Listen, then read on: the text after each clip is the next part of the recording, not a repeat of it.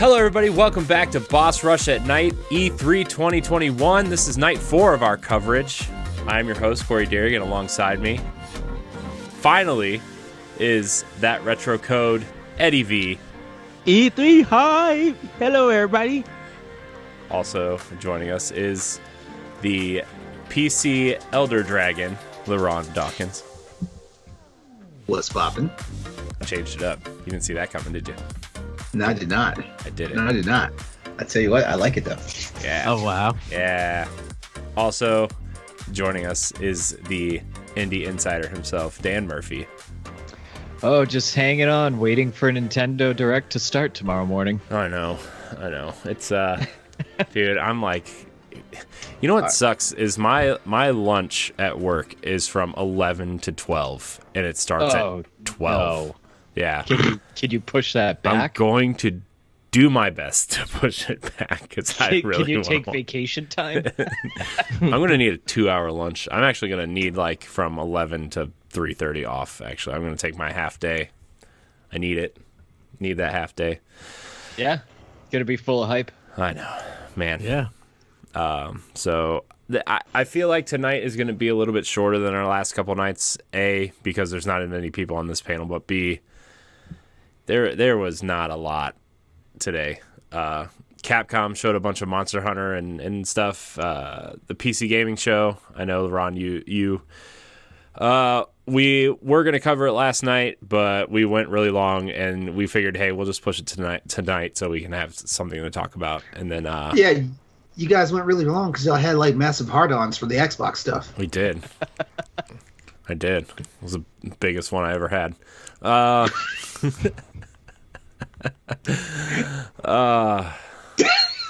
Also, we're going to talk about some indie stuff. If it lasts longer than 4 hours, like you need to go see a doctor, right? That's what they say. That's called priapism. Wow. I just tucked it in and it's fine. Wow.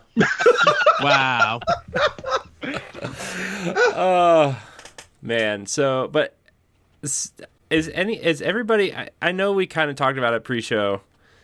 Is everybody enjoying E3? I feel like on one hand, I've been more excited for the stuff that they've shown, but on the other hand, so far, it hasn't been this overblown, like, huge announcement after announcement after announcement after announcement. It's all like almost new information on games that we know about, mixed with a few new things, right?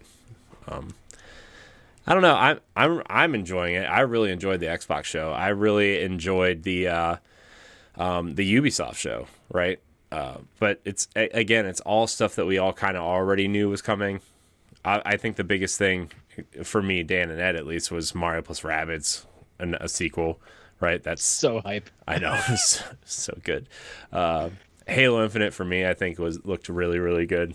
But how are you guys enjoying E3 so far?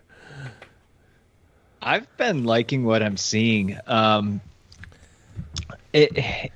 think there's this misconception out there that you're supposed to like every second of every show, but we've seen about 75 games. Like, you're not going to like every game that you see. Yeah.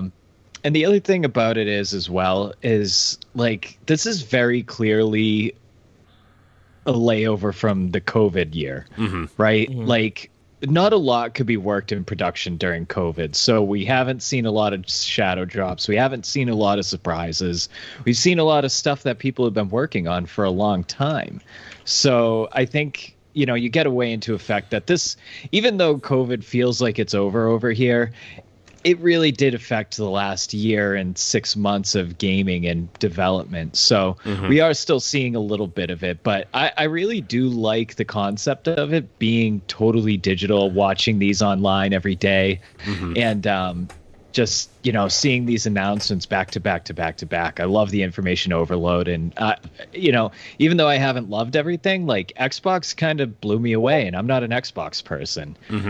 David said David in the chat said he was going to probably get an Xbox over PlayStation just because of how good Halo looked. And I think that's what Xbox wants you to do is like, hey, Game Pass is such a great value, right? You looked at everything that they announced 28 of the 31 games they showed were coming to Game Pass day one, with Battlefield coming later through EA Play, right?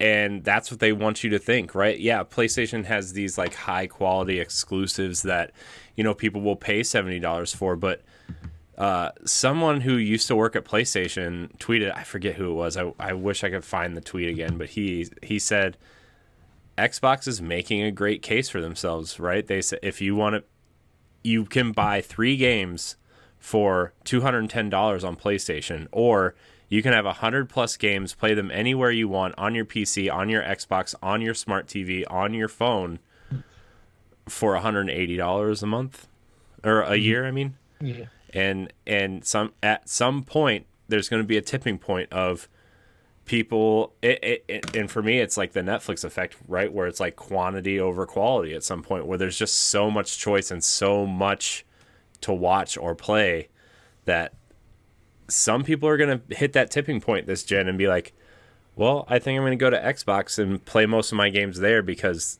all these games are available on Game Pass. You know, except for Ed, because he doesn't believe. He doesn't believe. I'm just kidding, Ed. That new Bethesda game looked good. I want to see some gameplay. The Redfall, the vampire one. No, it was Starfield. Starfield. Yeah. Starfield. Yeah. So, LeRon, I know you mentioned that you weren't super blown away by E3 this year so far. Yeah. Yeah. I mean, I did enjoy the Microsoft Bethesda show, though. I did enjoy that. Capcom kind of let me down, and I was honestly E3 was. I was just here for Capcom, honestly. Mm-hmm. Yeah. They kind of let me down, but at the same time, I'm not. It's not like I'm underwhelmed by what they put out. Like it. It was par for the course from what I expected, and I know we're gonna talk about it a little bit later, so I'm not gonna like ramble on about it. But overall, E3, I had this idea for months after we heard that E3 was coming back. I had this idea in my head about what E3 was going to be, and I'm pretty much getting exactly what I imagined. So I just feel like when. I don't know, like when I started paying attention, and I mentioned it last night on the show. Like I started paying attention when the big three like kind of stopped doing the whole E3, like they weren't doing the entire stage on E3 anymore.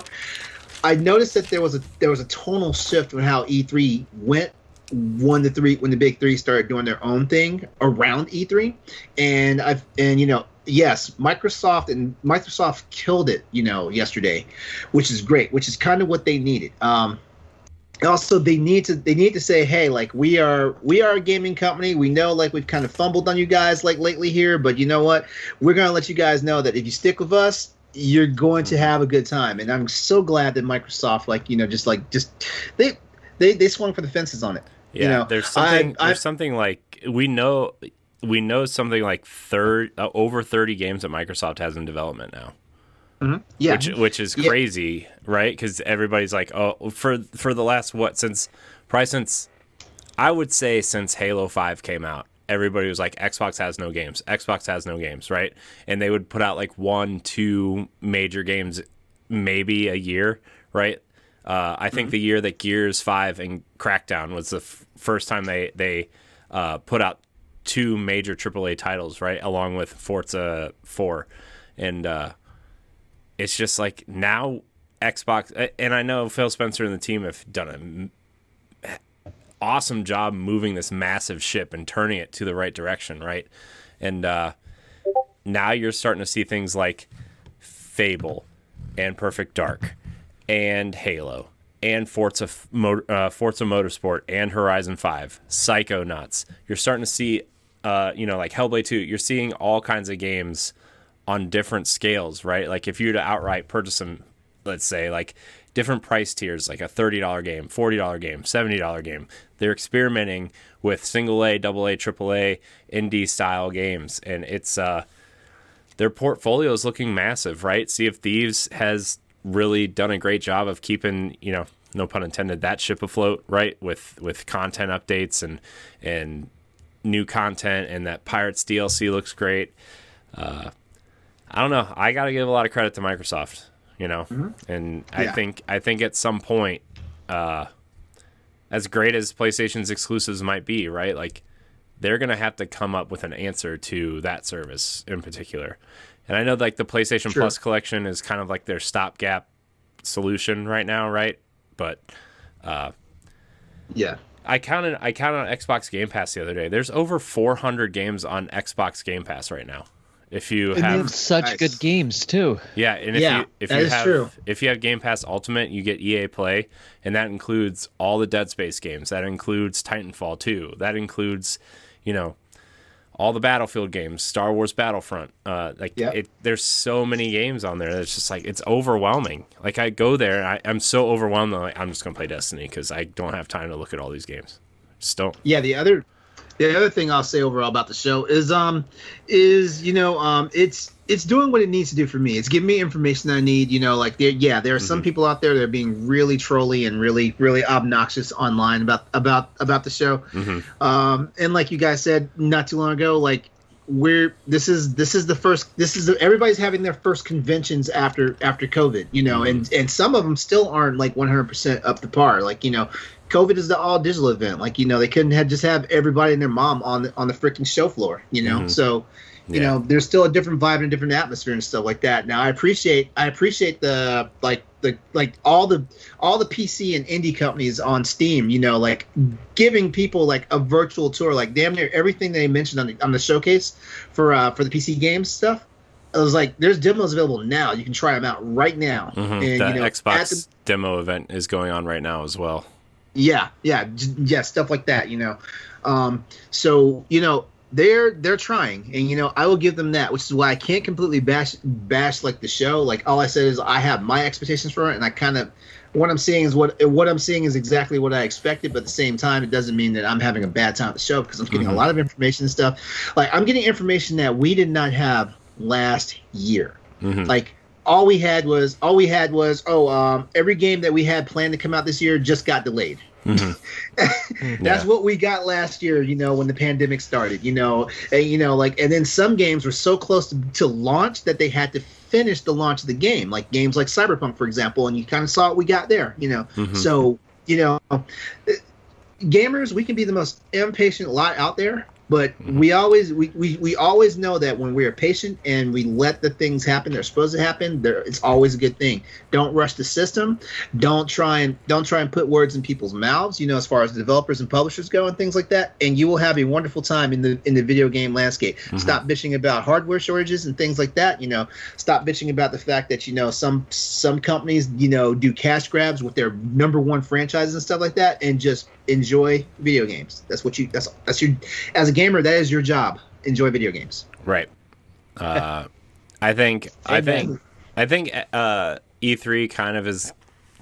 I don't get overly hyped for any of the conferences really. Like, I was really excited to see what Xbox was showing yesterday, but I think at least for three of us, E3 always rides on what Nintendo announces and doesn't announce. Right. Like, I think that's like the big conference to look at for us three, at least. I know, LeRon, you got your Monster Hunter crap today and you were happy. Oh, no. Like, no, Nintendo better give me some type of substance tomorrow with Metroid. They better. They're not going to. Why would you think that? I know. It's either going to be that rumored port of Samus Returns or nothing. I'm happy. I'll be happy for that. Hell, I'll even pay the $60 damn. I won't even bitch about it. If they're like, yeah, we're gonna give you this 3DS game that was only $40, we're making it $60 for the Switch. Yeah, I mean that's probably what they'll do. So. That's exactly what they'll do. And guess what? Nintendo just found a way to make $100 off of me overall. Yeah. We're all Nintendo cucks. We'll just pay whatever money. Yeah. Because I bought Samus Returns day one. There was no do not pass go, do not collect 200 for me. I was like, oh, it's out. I'm going right now to pick it up. Yeah. Oh, man. All right, so let's get into the meat. What? Hold on. You didn't ask Ed. Well, never mind. Nope. Ed, go. Speak words. No, you go ahead. Use your words, Ed. Oh, we can go to the next one. No, his feelings are hurt. His feelings are hurt. No, Ed, no. Talk. Don't be that way. Yeah. Don't be that way. You want some Haribo Smurfs? Smurfs. You You want some Tennessee whiskey or wow. fuel?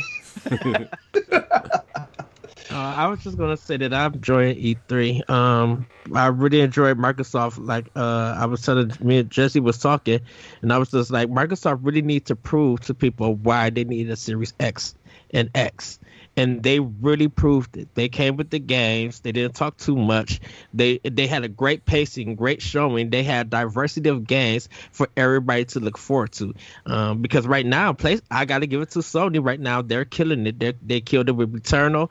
Regardless if you like it, Ratchet and Clank is doing good numbers. And Sony's been getting, Sony's been taking the lead in next gen between them and Microsoft. So I'm glad that Microsoft came out to be like, hey, we got some stuff built up, everything that you expected. Yeah, we didn't show, but this is why. And they just came out with the multiplayer for Halo. Like, it looks way better than what they showed last year. The lighting, the gunplay looks faster, like the detail, it really looks good. And then just some of the indie games that they show, a lot of the indie stuff that they show, I was just like, I don't need that to be on Nintendo Switch. I need this on Xbox right now so I can play it.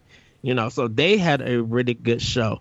Overall, I've really been enjoying it. The whole, I know the Wholesome Game Direct isn't part of E3, and the Tribeca Summer Games wasn't part of E3, but those two were amazing about indies. They really had something for everybody in that.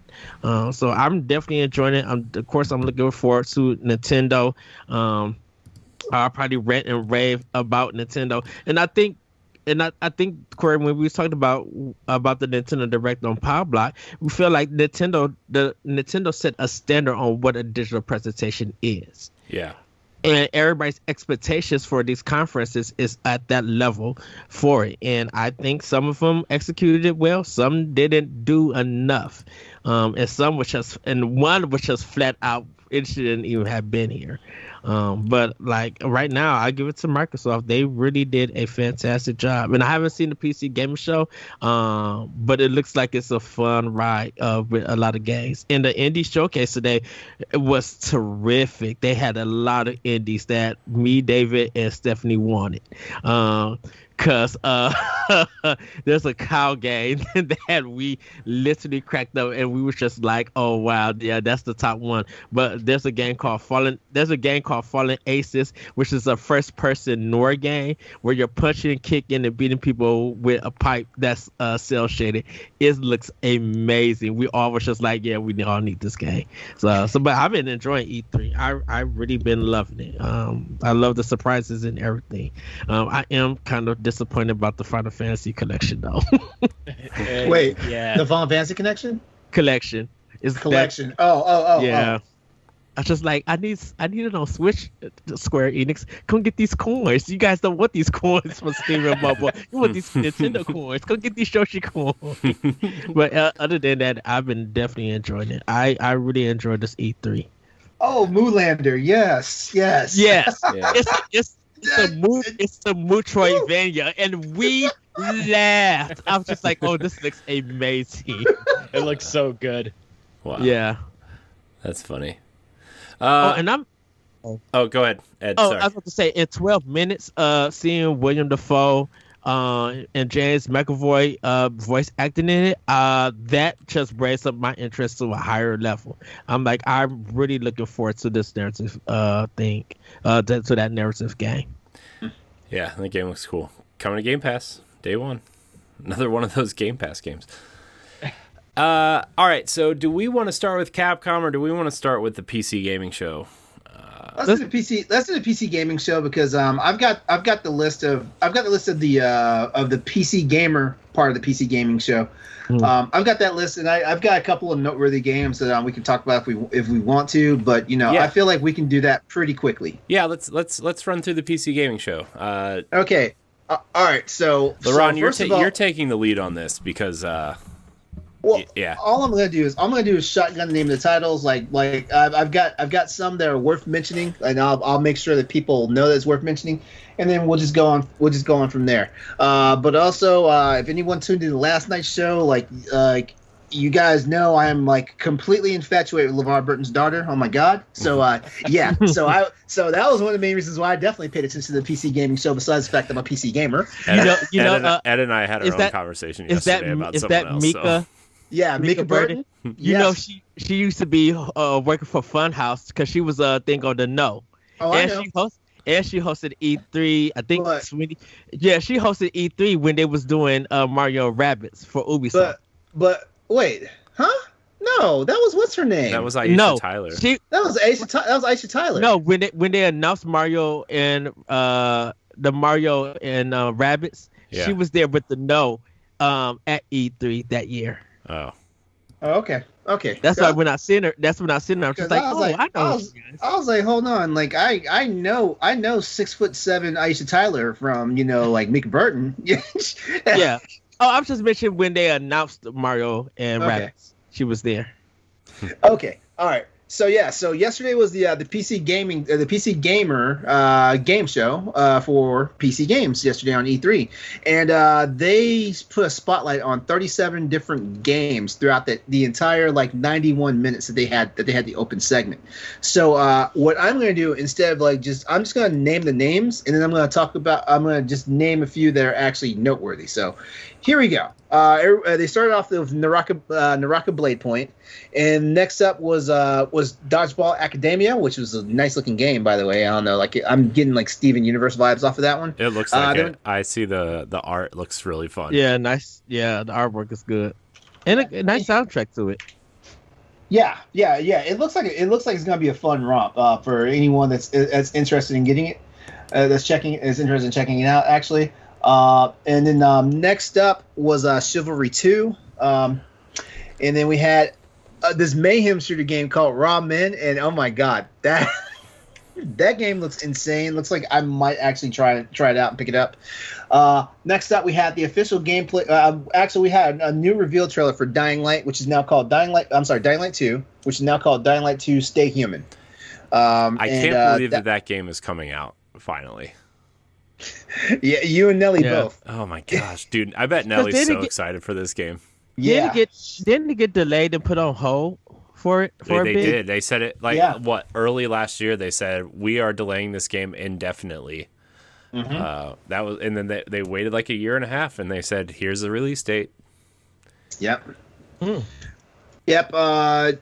All throughout the show, they were doing spotlights on MechWarrior 5 Mercenaries, and they even wrapped up because audience and viewer participation could vote on one of 5 different modified PC builds, and then they actually picked the winner. And I was like, man, you know what? That's cool and everything, getting a free computer, but those computers look ugly as hell. They usually do. Yeah. Before you go on, I gotta ask you: did you like that little spaceship of the RTX that they was flying in? It was a graphics card. Yeah, that was pretty. It was hokey, but at the same time, it was pretty cool. So yeah. But of course, everybody's pissed because they can't get their hands on an RTX. But yeah, whatever. Yeah, everybody's trying to do these the easiest way to get them is just to buy one of those pre-built. To buy a pre-built computer that has one in it. Yeah. Yeah. And then pray you get a decent model, because some of them don't have decent fans and whatnot, so they'll overheat. Yeah. Yeah. Take it from a guy who builds PCs. All right. Next up was Humankind, which that's a sim game. You guys probably remember it from the PlayStation event last summer. But Humankind is actually one. I'm a sucker for sim games, and this is one of those ones that's right up my alley. So I'll probably getting that one and checking it out. There was another one called They Always Run. That was the next game that they spotlighted, and that game, if you love your 16-bit gaming days, this is the one. I gotta see this trailer. I gotta watch this. Yeah, just seeing this beginning of this trailer looks cool. It kind of reminds me of a mix between, I would say, Dead Cells mixed with something like, maybe My Name Is or My Friend Pedro or something like it. I don't know. Yeah, as a matter of fact, I will throw the trailer, the link to the trailer in the Twitch chat right now. It looks cool. It looks cool. Is this coming to anything else besides PC? You know what? That's a good question. Hang on, I can find out. It looks cool. Yeah, it does. It does. Oh my gosh, LeRon, thank you for putting this on my radar. Oh, let's see. They always run. Because all I got is just nuts. Right now, it looks like it's just set for Windows, but there's a good possibility that it will probably show up on. The way I've noticed it is like it'll come out on PC, then it'll hit the Switch, then it'll hit PS4 and Xbox One. Yeah. That seems to be pretty standard. Then they announced Orcs Must Die 3, which pre-orders are available for right now. Vampire the Masquerade Swan Song, like it's the next epic title in the Vampire the Masquerade series, and that trailer looked very nice. But I've never been into the Vampire the Masquerade series, so like it's not really a blip on my radar. Okay, so is that the sequel? No, this is just a like kind of like a expansion type thing to the main game. I think this game has had so many like weird sequels or not sequels, but like spin-offs and standalones and expansions, right? And then I guess that sequel is in development hell right now. Yeah, because I think that's on hold. I don't understand this series. It says it's releasing 2021. What is this series? I couldn't tell you. Like I said, I've never been a big fan of it. Like, I mean, I've got some friends that get like really romantic about Vampire the Masquerade, and I'm just like, I'd rather play Legacy of Kain. Well, it sounds like it's a hunting game, like vampires fighting other vampires. Well, Vampire the Masquerade, if I'm not mistaken, is the game series itself is based off of a tabletop game, like a board game. Yeah, I mean, from the website, it says you play as 3 vampires, you harness their powers and embrace their desires and face their demons in a heart-pounding story in which your choices decide the fate of Boston. So yeah, it sounds like it's definitely a side game. Excellent. Started playing a trailer again with the sound on. Whoops. Sorry, everybody. I just heard some Switch sounds. Now, if you like games like Destroy All Humans and Godzilla King of Monsters, then you'll like this next one, Giga Bash. A lot of people have been talking about it. Oh my god, it's like this beat 'em up. Like one of the game. If you wonder about the art style and stuff, think of that game Tech Romancer that from Capcom back in the Dreamcast days, and you kind of get that. Oh yeah, the top down one. Yep. I thought you meant the Focus Home Interactive game Technomancer. Oh no. That game was so amazingly bad. All right, so bad it was good. Yeah, it's like it's like those old school. Like it kind of reminded it. It was a game that like really wanted to be Mass Effect, right? Yeah, but didn't have the budget or the talent behind it. But it had a lot of heart in it, so I'll give it that. We have a part to play. Oh God, please don't watch that. All right, so I'm just gonna rapid fire the next few here. We've got Lemnis Gate, then Next Space Rebels, War Tales, Ixion, Far Changing Tides, Lakeburg Legacies, Killing Floor 2, a game called Silt, which actually looks pretty good. Like Ed, you may want to check that out. That looks like it might be right up your alley. Like you love certain type of indie games, and I think that game will be on your radar after you check it out. How you spell it? SILT. Silt. Silt. Oh, this is like This looks cool, Ed. This says Ed. Yeah. Like Ed was the first person I thought about when I was seeing the reveal trailer for that one. Yeah. The sequel to Hello Neighbor 2, that one got announced. Of course, Jurassic World Evolution 2 was out there. There was an announcement for the Steam Next Fest getting announced, which would be another just big round of demos and stuff that are going on while it's happening. Let's see.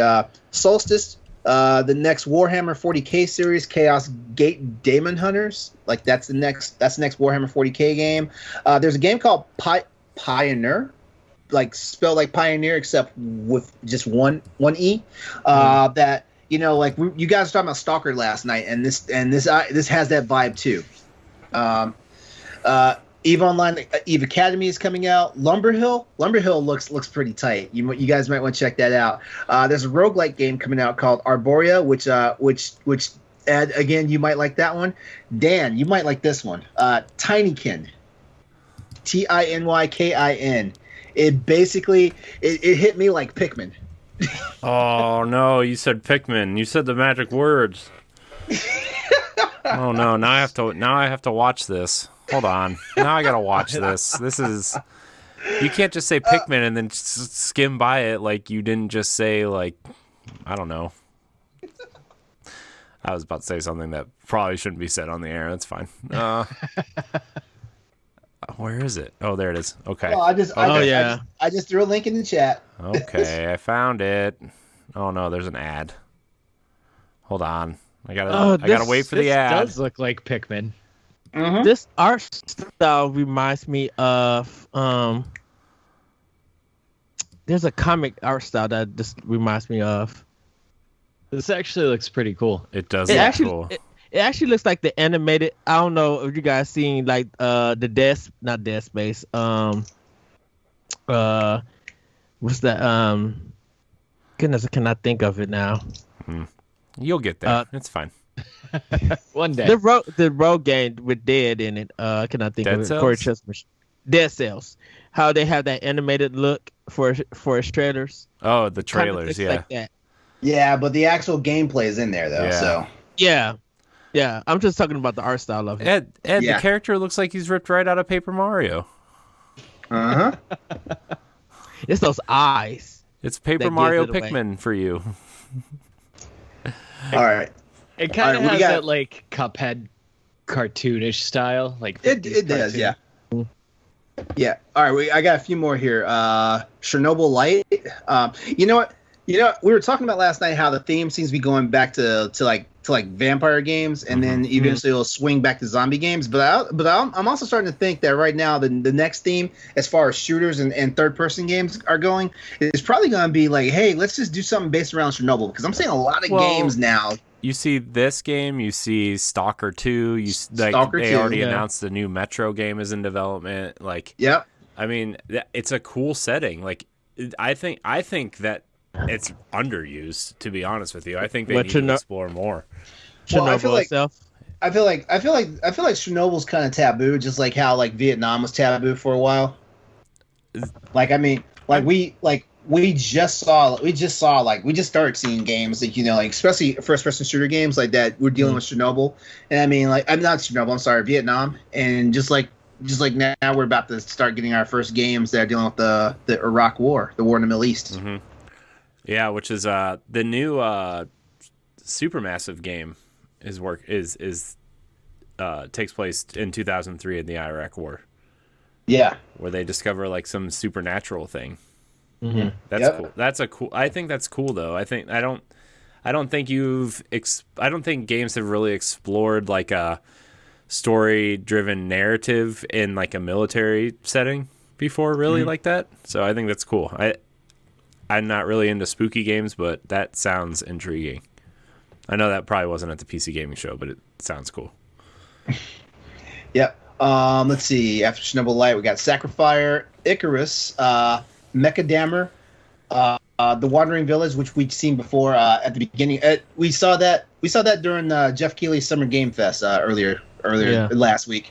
There's a game called Death Trash, Songs of Conquest, and then another game that I have my eye on, which would probably be a if not a day one buy, probably like an early buy, like whenever it releases, is a game called Citizen Sleeper. Now I have a funny feeling Citizen Sleeper will probably show up on the Switch as well. I have a feeling. But I put a link to the trailer in the Twitch chat for that one as well. And the last game on the game show before they wrapped up was Project Warlock 2. What is and this? Then I have a note. Then I have a note that says those custom PCs look like ass. ROFL. So I need some visual aids of these custom PCs. Hang on a second. So, LeRon, Mech Warrior 5, is that a new one? Yeah, it's the next Mech Warrior game that's coming out. But they didn't show nothing for it, did they? They just said it was sponsored before the PC Gaming Show? Yeah, not really. Yeah, let's see, where is it? That's weird. I never seen someone have a game sponsor a show and then not show the game. They had some. Actually, let me take that back. They had a developer segment on it. I'm sorry. They did have a developer segment for on E3. I must have tuned out. As a matter of fact, I know I tuned out because somebody asked me, "Hey, can I start doing a write up for the PC Gamer Show?" And I was like, "Ah, that's like 37 games, bro." So yeah, they had a segment on it. They did show some stuff on it and stuff like that. But I kind of tuned out at that point because I was trying to get my notes together. That's funny. I'm trying to find. I can't find any of these pictures. Like they had 5 different pictures because it's supposed to be like 5 different factions. They're taking that they're waging battle in this new Mech Warrior game, and each faction had their own custom build for a PC, and everybody voted for which one was the best one, and that's the one that was going to be finalized and actually be put on production for people to buy. But I don't see them. I don't see them at all. I'm telling you, like no, It didn't look right. No, they were not aesthetically pleasing. None of them were. As a matter of fact, you remember what was Mutant League Football? Just think of some of those outfits from the Mutant League Football game, and just imagine it as a PC tower, and there you go. That sounds awful. Wow. What? That's a great description. So what you're telling me is that Mutant League Football built PCs and sold them. during the Sega Genesis days. Mutant League Football's Mutant League PC building simulator. By the way, that's the weirdest game I've seen on Switch, by the way, is PC building simulator. There's nothing weird about that. Hey, I feel like that game helps me do my job sometimes. I'm just wow. Anyways, continue. Compared to Notepad on Switch. What about calculator? It's not called Notepad, it's called Notes, Ed. Well, are those actual games? Yeah. Yes. Notepad is $1.99 on sale. You remember, Corey, they used to have Fireplace for Wii U? Fireplace? Yeah. Oh, by guys, the way, is there an eShop? New anime schoolgirl flirting simulator is up on Switch today. It's $5.59. Oh jeez. Hold on, let's dramatically read the description of this game. This is real? Yes. I'm just as confused as you are, Dan. I don't know why this exists. It's called Yukai Poetry. Are you ready? We're gonna dramatically read this and then we can continue on. Oh wow. The sound of cicadas, the breeze of summer, meeting you is a small miracle in my life. That's the description of the game. That's horrible. That's it? No, there's way more. Oh, from the read more part. Okay. The rain outside the window it. never stops, and the unlucky college novelist Bu Shu is writing a love letter he dares not to send. It is the rainy season that makes him feel down. He meets again, and the girl holding a white fox. Like, that's not even a sentence. It's just like a bunch of words together. Someone Google Translate. Your writing is in a bottleneck, and you will addict to online gaming. Wow. You may even cut off relationship with your parents. What I see in your future is not good. I need to see you make a difference before I can leave.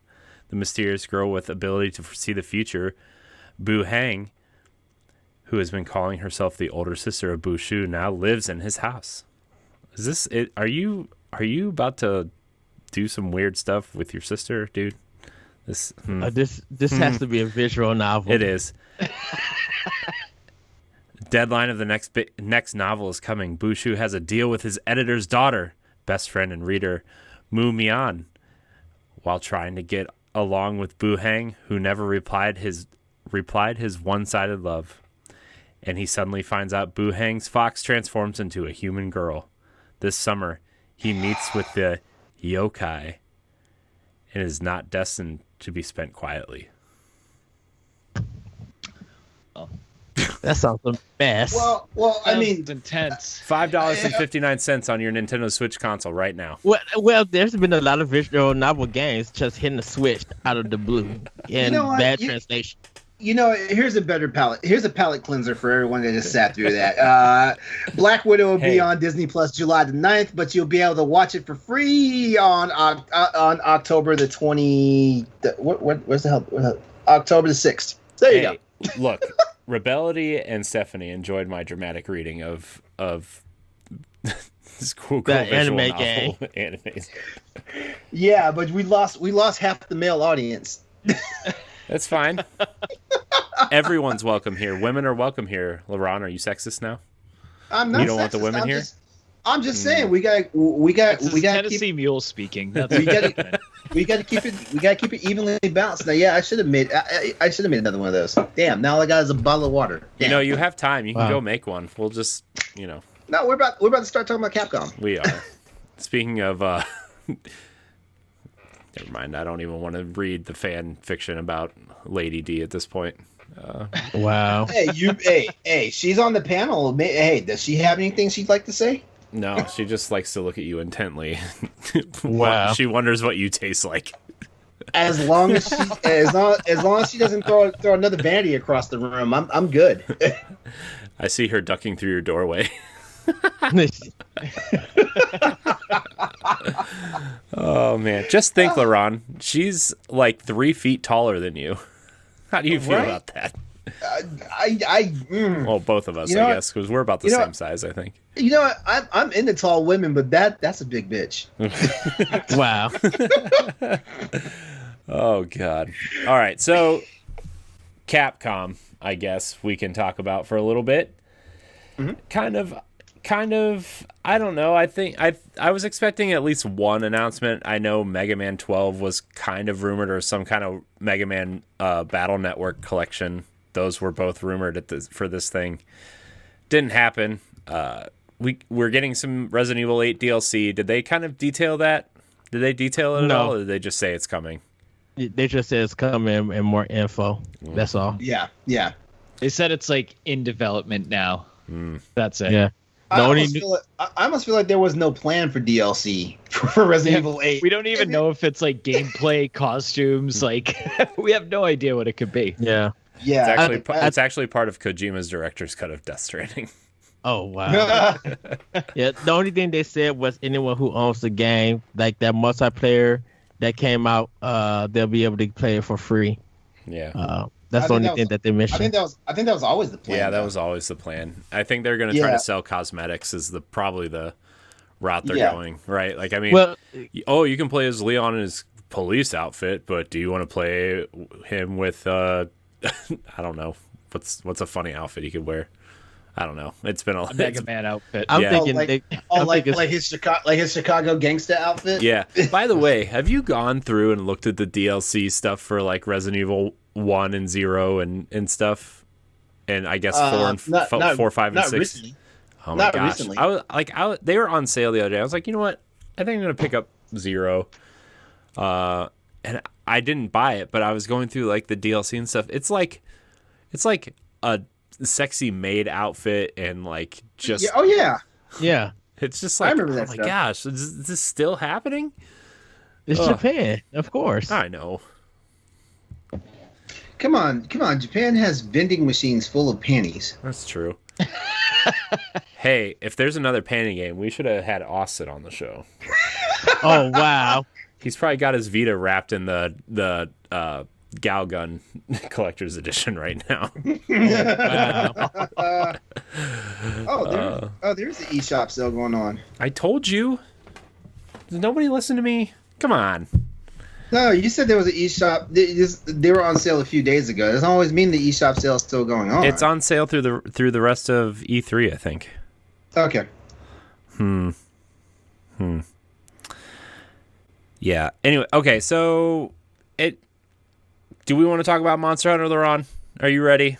Are you ready to... Oh, crap. Hold on. I need to... Are you ready, or should I do another dramatic reading? No, do not do another dramatic reading. God, no. Chat, vote. Do you want a dramatic reading after we talk about Monster Hunter? Yes or no? Just vote in the chat. It's fine. Chat, no. Your vote only counts once, LeRon. It doesn't matter how many times you type it. Okay, all right. So yeah, there was a new trailer reveal for Monster Hunter Stories 2. Our buddy Dan did the write up on that one, and then I followed up with that. Oh, by the way, that gameplay trailer was nice. By the way, That was Yeah. awesome. Yeah. that one was nice. Like, like I got my Jones on. When I saw like the other Elder Dragons show up, and I was like, hell yes. Yeah, all of a sudden I get this notification. You can control the Elder Dragons, and I'm like, I don't know what that means. So that's probably Monster Hunter related. I'm assuming because LeRon's the only one screaming about it in the chat. So All I want is my own Kushala Dara. That's all I want. I want that Wind and Ice Dragon. I want him. yeah, look, I'm like staring at the eShop. I'm staring at the Monster Hunter page right now. So I'm staring at it. I'm thinking about it. Buy it. I'm thinking about it. I would love more boss rush games people play with besides Galatrad and Ed. Why? What's wrong with Galatrad and Ed? Can't There's keep nothing up. wrong.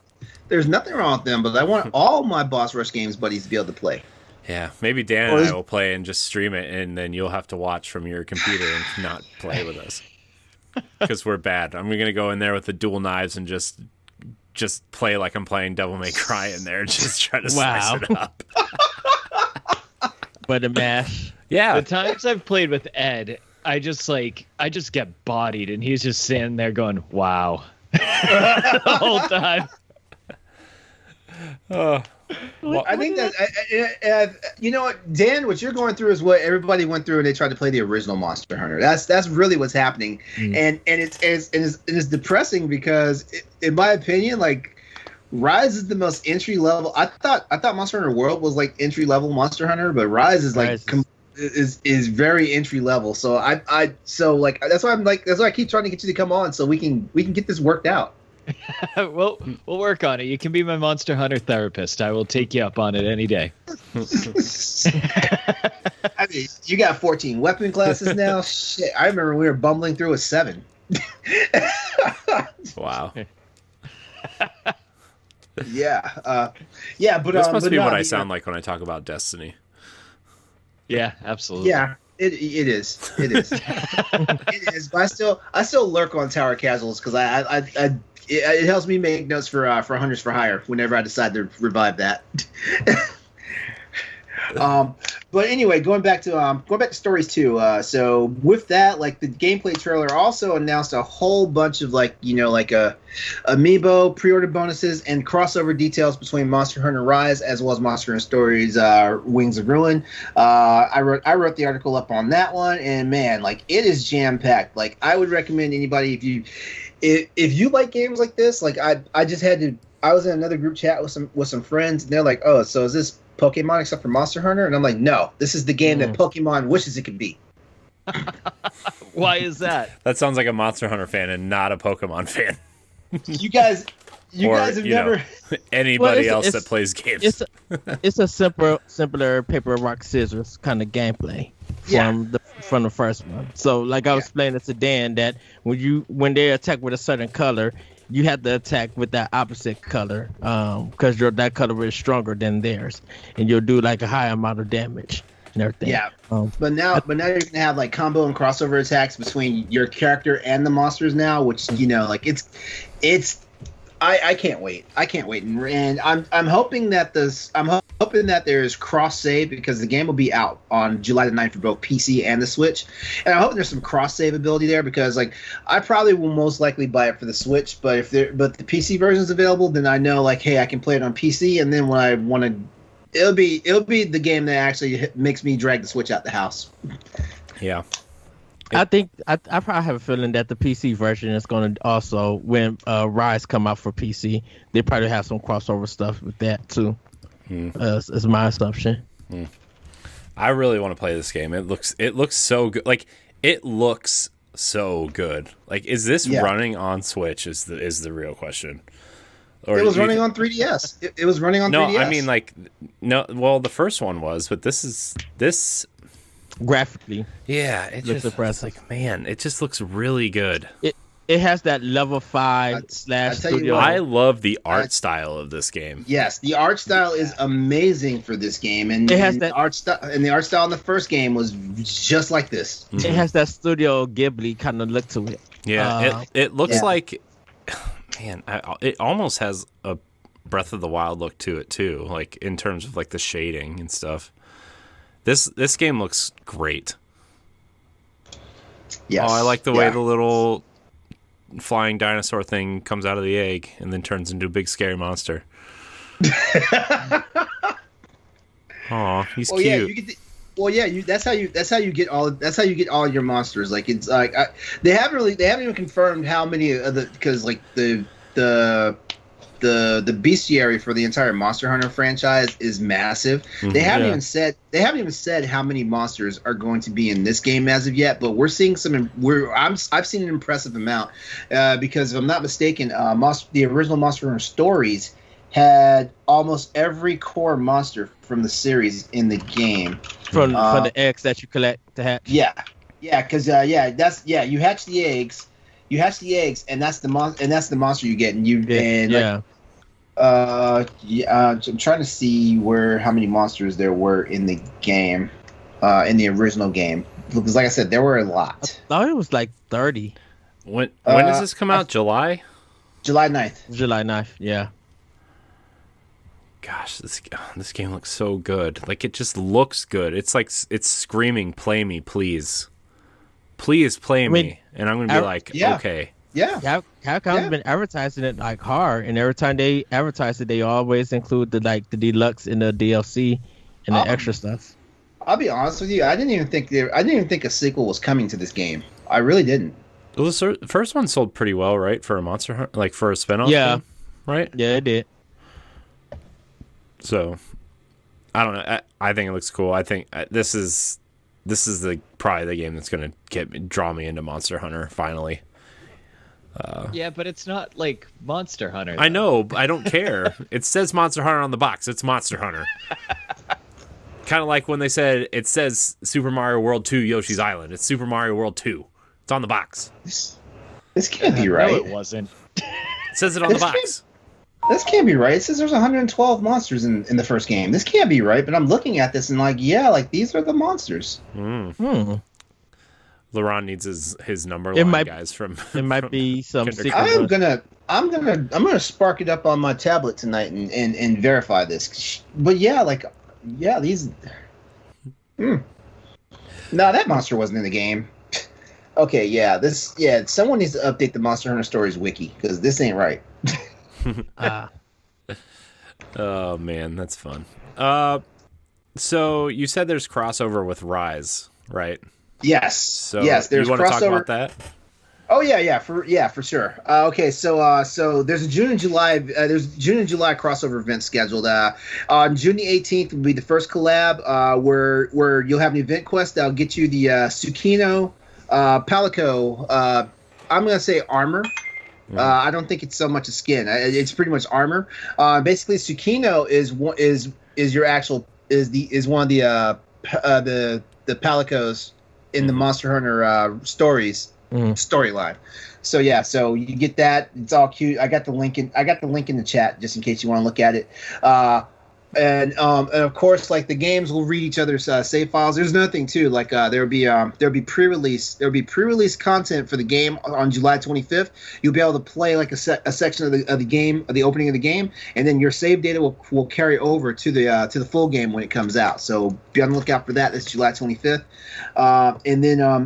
But the big news is that the first DLC for Monster Hunter Stories, you'll be able to have a Palamute, which is the dog from Monster Hunter Rise. You'll be able to have one of those in your collection too for a Monstie that you can ride and do combat with. And the combat moves were looking pretty sick. I was like, man, why isn't the dog doing that in Monster Hunter Rise? Because I stopped taking my dog on the quest. I have 2 cats now. Really? Yeah. My Palamute is always with me. Why do you take 2 cats with you now? Because one of them is a pilfer cat and one of them is a warrior cat.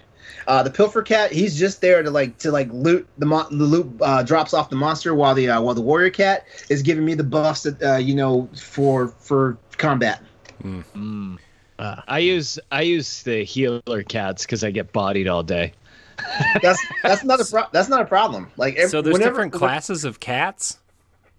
There's six different classes of palicos. Yeah. Is there one that just eats a lot and stares at you with disgust? Like, why are you living in my house? Like my wife's cat looks at me. Oh, by the way, you know what? I don't want to talk about Monster Hunter Rise a lot, but by the way, do you know in your house there's a cat that's like the town gossip in your house? Yeah. That's awesome. He's hiding in a wall in your house. All you gotta do is walk over to the wall and you'll flip out of it and you'll start telling you everybody's business in the village. Yep. That's hilarious. This is Rise, you said? This is in Rise. Yeah. He's in your house. Like he's just there chilling. Why am I gonna buy 2 Monster Hunter games today?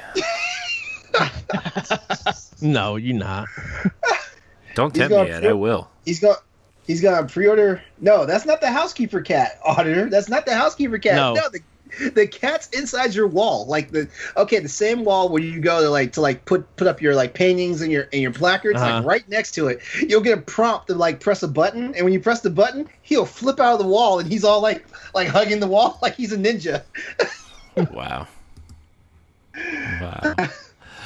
Oh man, Monster Hunter is just like they both just look like great games.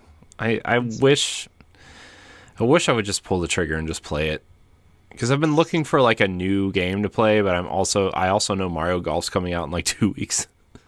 It's my favorite gaming series of all time. I mean, shit, it could have been Metroid, but you got to release games for that series for it to be your favorite. Exactly. You should give Rise a chance. It's a fun game. Says the guy who doesn't play it.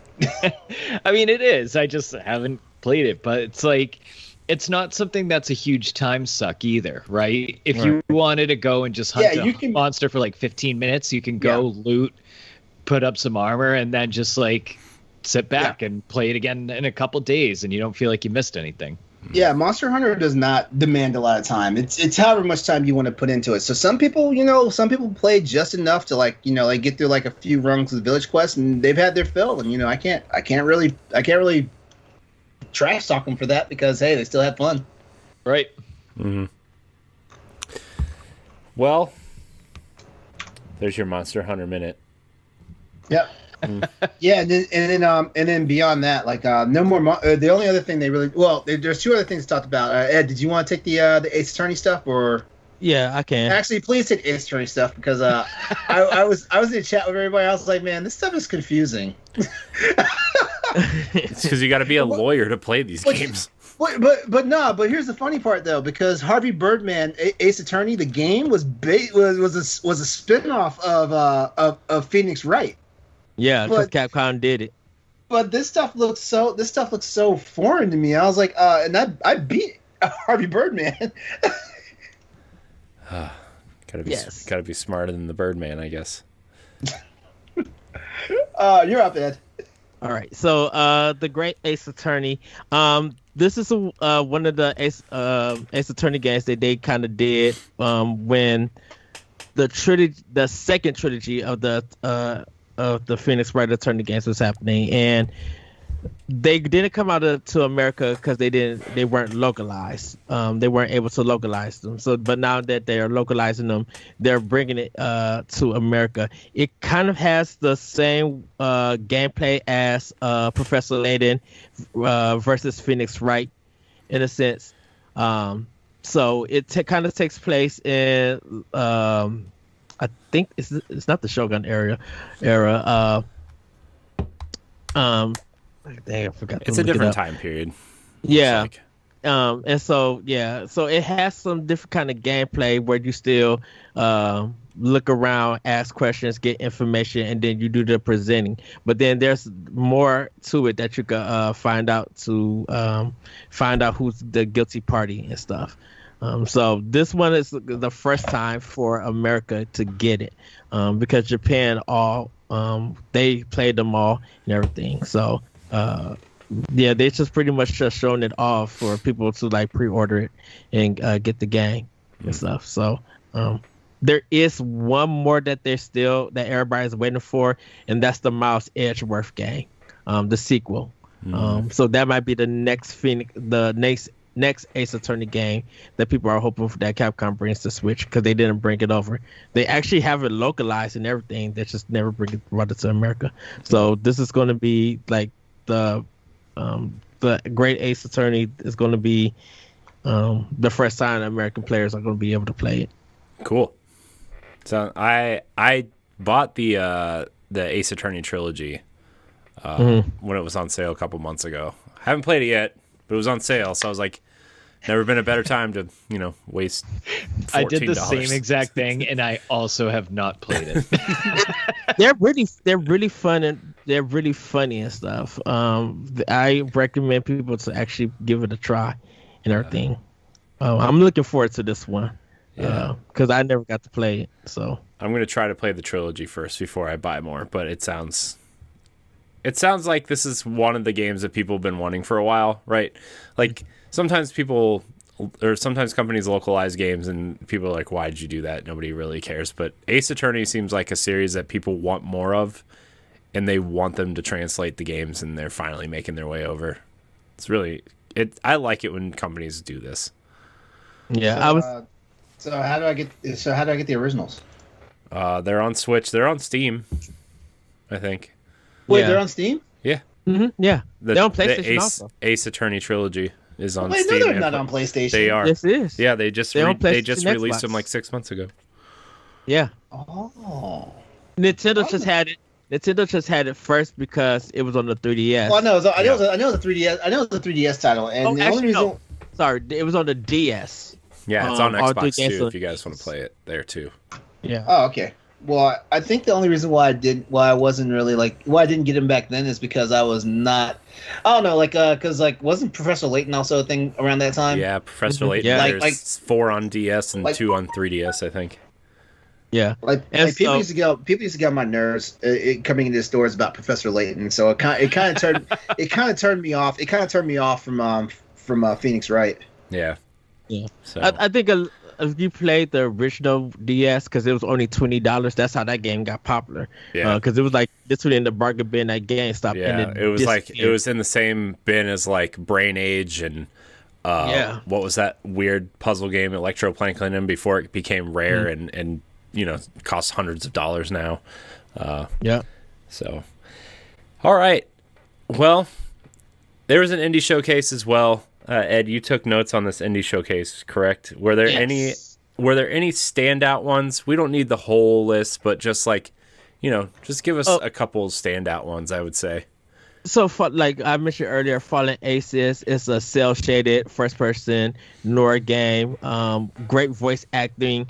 You get you don't use any guns. Well, you use one gun, but you use a lot of pipes and martial arts in the game, and it looks really, really good. Toy Soldiers HD. It's a remaster of that one that's coming in August. That was from Xbox Live Arcade. That game was really cool. It was like this weird strategy game, but it was all based in like a sandbox or like a toy chest. It was cool. Yeah, I recommend Toy Soldiers. It was really cool. It's getting a 4K edition, and I think it's coming to Switch. I think, and it's getting like 1080 or something like that. It looks really, really good. We talked about Moonlander, but there's a game called Bark, B.Arc, where you are some dogs, 4-player dogs, and it's a shoot 'em up game. And I saw that. It's so cute and so cool at the same time. Yeah, and you're trying to. What is it? Can you Bark? It's Bio. Bio into interstellar arc, and you are dogs trying to get back to your master, trying to save her. And you guys compete in different things. But it's a shoot 'em up game. It looks really nice. I believe it's 4-player co-op. With that, Nigo Ghost Jump is a game where you play as a cat and you're platforming. And if you remember Super Paper Mario on the Wii, where you was in 3D, but you could switch it to 2D, it has that style of gameplay for it. What was the name of that one again, Ed? Nico Ghost Jump. Cool.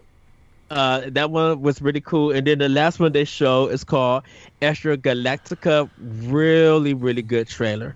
Really one that people need to look into and find. Just a great This trailer. Nico Ghost Jump looks awesome. Now I gotta look that up too.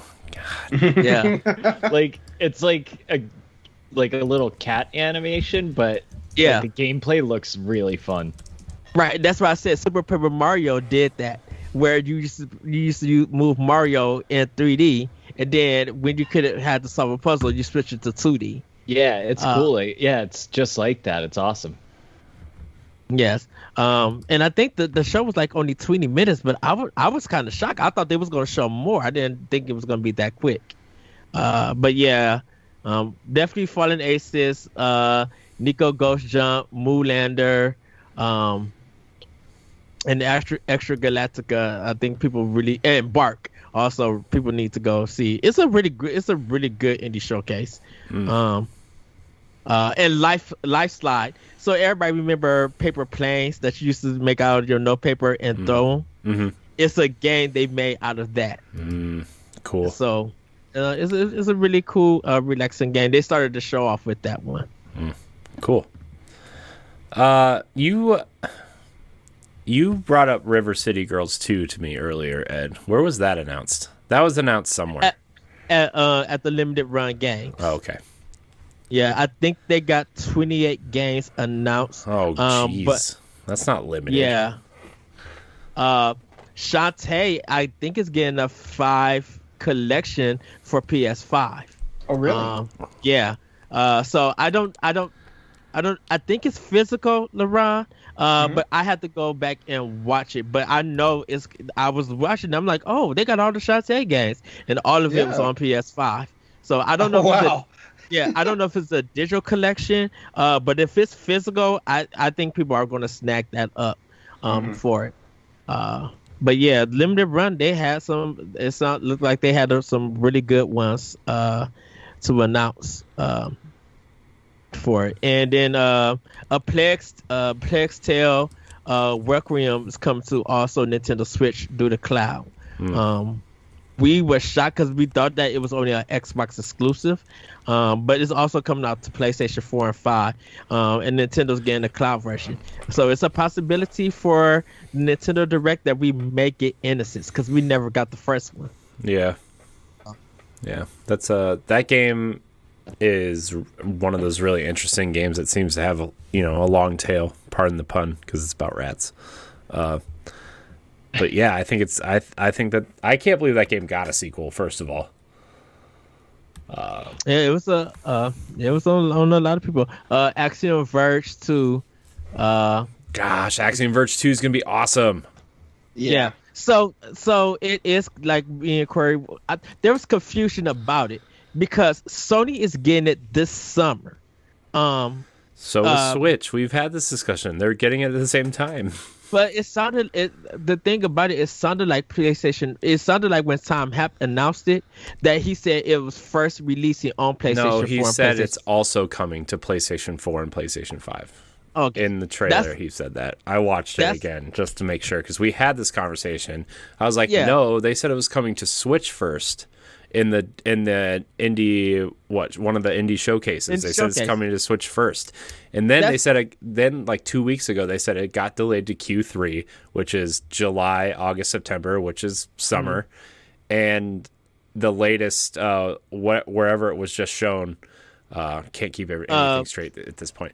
They said also he said it's also coming to PlayStation 4 and PlayStation 5. Yeah, I was confused about that because I thought he would say it was coming also at Q3. Yeah, but Q3. But I heard summer. Oh, summer is Q3. Right, it sounded like it was being released on PlayStation first and then Switch. Yeah, I think they're probably coming at the same time at this point, just because of it's so many delays. Yeah, Blood Rain Betrayal is coming out. Again, the Contra. Yeah, it's getting a remaster. The Contra Anniversary Collection is coming from limited run on PS4 and Switch. So that's the physical. What games are contained in that? it's the same one that they have out. So it's the arcade version of Contra, the NES, the Japanese, Super C, Contra 3, and I think, and then the Game Boy Contra game. Yeah. For it. And then it's the international ones like with Japan and Europe. Yeah. And yeah, Ghoul Patrol is coming out. That's the Zombie Ate My Neighbors. Yeah, sequel. that collection, right? It's the collection, right? Yes. So yeah, Zombies Ate My Neighbors and the Ghoul Patrol. They're coming physical on PS4, Switch, Sega Genesis, and SNES. Nice. And you get to and you could get them this Friday. It seems. I think probably for a pre-order. Haven they showed off. That's coming to Switch, and PlayStation 4 and 5. I think Haven is on. It's already on everything. It's just getting physical, I think. Yeah. So. Hunt Down is getting a collection. Let's see. Republic is getting a physical edition for PS4, PSVR, and Switch. That was the one. That's that stealth game where you have to use the security cameras to get through the levels, right? Yes. Yeah, that game looks cool, and they're the company that made the Iron Man VR game as well. Yes. The owner used to work with Kojima on Metal Gear. I cannot think of his name. Yeah, he was like the American producer, I think. I think Ryan Payton. Yeah, he was the Western producer of the game, I think. Yeah, you mentioned yes, River City Girls 2 is coming out. I didn't know a Zero was happening because I only just seen people tweet about 2. So that's why I ended up missing it. Skatebird is getting physical. Super Hot is getting physical. On Wait, is Skatebird already out digital? I don't think it's out yet. Nah. I think it's on PC, but it's not on consoles yet. Yeah. Okay. Skatebird looks hilarious, though. Skatebird looks really fun. I'm going to play that. Take the Takeover, which is a beat 'em up, is going to PS4 and Switch. I have it on PS4. I mean, it's a nice beat 'em up game. But Super Hot is probably going to be a big seller, too, because it's on PlayStation 4 and Switch. So, yeah, they got a lot of games on there. Some of them I skipped. But yeah, Limited Run is coming with a lot of games. Yeah, that's cool. I really like their business model, right? Like they find like interesting games or smaller games that maybe don't get a lot of hype, but they're really great games. And this is just like an extra step of promotion for them for that small game, right? It's cool. I really like what Limited Run is doing. So yeah, and I think soon they're going to be trying to get some of these games on Xbox. Yeah, they are working out a deal with it, but we don't know what exact games and when they're going to. Well, they're still trying to fix. I think they're still trying to figure out. I don't know why it's taking so long, but Xbox since the 360 has had this really weird rule about indies and physical copies. And it seems like they finally turned the corner on that because Hades is getting a physical edition for Xbox. Yeah. Which is cool. And it just seems like they that's like the one thing that they're still stuck on. And maybe they just haven't thought about it because they've been focused on, Game Pass and 900 other things, right? Like maybe managing 23 studios. But yeah, the indie scene on Xbox has been really strange. So... Yeah, I kind of wonder when they announced Hades for Xbox why it's not coming to PlayStation. I think it's coming later. It is coming day and date on PlayStation, but with Xbox. Yeah, but that they're not going to announce that during the PlayStation conference. Oh, he's so cute. We have a puppy. Look at the sniffer guest. We have a Look at the puppy. snoofer. Why puppy? Where's a puppy? Okay. Stop eating raisins. Yeah, that was the one thing because I didn't know Twitter if is it not Supergiant? Yeah, it's Xbox is getting a physical copy that enables smart delivery with the disc, and then there is a PlayStation 4 and PlayStation 5 native version of Hades. So that's coming. Okay, yeah, I didn't see the PlayStation one. I didn't see for that announcement. All right. Well, Anybody else have any indies they want to talk about before we kind of wrap tonight? It's been a shorter show, but everybody go watch the Tribeca Games Showcase and go watch Kena. yeah, Kana, dude. Kana is going. Bridges of Spirits. Yeah, Kana's gonna be good. Listen to the developers. There was so much information I did not know. They are very talented. That is a timed PlayStation exclusive, right? It's just timed, right? Kana. Do you know something I don't? Well, I thought Sony completely backed them on that one. They did. From the Tribeca game show, the creators, since they're brothers and stuff, they was talking about their history in animation and film, and they made you want to follow me on Twitter, they made a Majora's Mask short. That's really nice. It's Kana Bridge of Spirits delighted Sony to the point where the game will be a timed PlayStation console exclusive. Okay. Yeah, so it'll probably be like on Xbox and PC. Probably like 6 months or a year later. I'm sure PlayStation usually does like a year. It seems. Okay. Yeah, but it looks really good. It's only going to be $40. Like, come on, I know. guys. $40. God, dude, that game looks so good. It looks like it should be a $70 game. Yeah, they said they teamed up with other animators to make this game, so that's why it looks like it really looks good, because they've been into special effects and stuff like that, so they have know-how. This is their first video game, because like they were animation artists before they ever did this. This game actually started as like a 45-minute short film. They talked about that in a showcase. That's why I say everybody go watch it. It's a good thing to learn. That was just stuff I did not know about. So watching it, I was just like, that even makes me excited. And plus, I'm gonna play it on PlayStation 4 because I didn't know if it was a PlayStation 4 version. There is. I thought it was just PlayStation 5. No, it's coming to PlayStation 4 as well, which is cool. So I just found out when I was watching it, so that's why. Yeah. All right. Pixar made a Zelda game you would get, Kina.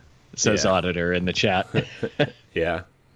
And can I say shout out to Sony and Microsoft with Tunic and Sony with Kena. Mm-hmm. Like, I'm so happy that they are getting indie games like this, because it makes you really happy to be an owner of those platforms. And like I said, they don't have to come to those two games. They don't have to touch Nintendo at all. I would be satisfied wherever they come. So I get look at this guy. Look at this guy. Play what you want to play where you want to play it, right? I mean, I feel like if games are fun. Video games are cool, guys. It doesn't matter what platform. Even LeRon's massive PC has some Minesweeper on it, right? So it's fine. It does not. Oh, it does not. Well, it has calculator. You missed the greatest. Well. You missed the greatest console exclusive of all time. It has Spider Solitaire on here, though. Oh, wow! Which version? Oh, God. Do you play with 4 suits, 2 suits, or 1 suit? I play with 4 suits. No, you don't. That's crazy. That's crazy talk. Hey! This is a guy who used to play Solitaire on Windows 3.1 with MS DOS. I thought you were about to say Visa. Did you play on one of those giant wall computers where you had to use the punch cards to tell it what you wanted to do? Oh my God! and the freaking vacuum tubes that look like you could stuff a whole human body inside them. Yeah. Yeah. So. Technology. Look, man! I'm not gonna take all this slander. You are. You're gonna take it, and you're gonna like it. You kind of enjoy it. He likes the attention. Look at him. He's a masochist. He's like a middle school girl that everybody falls all over. Whoa! Wow! He likes the attention. Oh my God! I'm just kidding, LeRon. I'm not kidding. Anyways, we're going to get out of here. I want to thank everybody for watching us here on night 4. I know it was a light night, but tomorrow night is the final night. We are doing our E3 Nintendo Direct recap show. Dan and I are hosting that event with Stephanie and Galatrad and a friend of show, Grayson Morales. So it's going to be a good time. Oh, great! All the Nintendo heads are going to be on the show tomorrow. Yeah, you weren't invited, so shut your mouth. Hey, it's the A team on that show, right? Yeah. Whoa! The only one that's not going to be there is Ed. Well, I guess David. where David's like tentative Ed, because you guys have been killing it on the website all weekend. It's crazy. It's crazy how much has gone up and just. Ed, why are you not going to be on the show tomorrow? I got to be at work. Okay. Yeah. Okay. Are you going to be able to watch the show live, Ed? Yeah, I'll be watching it live. All right. I'm going to watch it on my computer at work. And apparently I've naysayed Nintendo one too many times that I didn't get an invite. Yeah, you're not invited. I thought. Oh, of course not. You're banned. Here's the thing. You are not banned, LeRon. Here's the thing, LeRon. I thought you guys were doing Crossroads tomorrow, so I didn't even think about inviting you. Well, we thought we were doing Crossroads too, and then I got this memo saying that everybody could take a week off. So I was like, okay, I'll take a week off. Huh? Who said who got a week off? You said nobody was doing shows this coming week. Yeah, I did. That didn't mean you didn't have to do a show. But then again, let me see. What am I going to listen to Thursday morning while I'm sweating at work, LeRon? Well, Austin's on vacation right now, so we can't even record a show. Not with that attitude. I mean, would record with you, but I'll be busy. Yeah, you will. You know. Well, there's nobody recording right now. Like Stephanie's, not Stephanie. I'm sorry. Nellie's out. Nellie's out right now. She won't be back until she's graduated from school. Austin's on vacation. He's doing the obligatory family trip with the wife. So he can still sleep in the same bed with her when it's all over. And Wow. I don't know. The couch's pretty comfortable. And I mean, all the other usual suspects are doing their own E3 thing. So I haven't really asked anybody from EXP or Diggity, we'll just be off a week. Yeah, Diggity's live right now on YouTube actually. So if you guys want to head over there and finish watching their show with Nick from WASD, you can do that. Yeah. Besides, I did half of these shows with you. Anyway, you did. Corey. You did. I know. I appreciate it. Except for that night. Except for that night, you had a tummy ache. Yeah. Yeah. Tummy was aching. All right, we're gonna get out of here. I appreciate everybody sticking around, watching live. Tomorrow night, Nintendo. I can't wait. We might touch on some of the Namco stuff. Maybe not. Probably just gush over Zelda and Metroid and Zelda. So Sports story. Let's just put it this way. Let's just put it this way. So I'm kind of amped for Nintendo tomorrow, so I'm hoping for a good show tomorrow. I recorded hell that. Just froze over. I recorded that. It's going live. It's going. I mean, I'm not going to burst into flames, You see, he's just gushed about Monster Hunter. Yeah, but that's Monster Hunter. All I'm saying is I am not tempering expectations, so I'm going in with full hype, and I'm hoping it lives up to it. Yeah, Yes, for sure. And then Dan's gonna be on. Dan's gonna be up Wednesday morning, acting like Nintendo shot his dog. I want to thank everybody for watching live on twitch.tv/BossRushGames Live. Join us tomorrow night for our Nintendo coverage. If you're listening on podcast services, leave us a nice review. Like, subscribe, share, rate, and review wherever you watch us. And we will see you tomorrow night for Night 5. Good night, everybody. everybody. Good night. So long.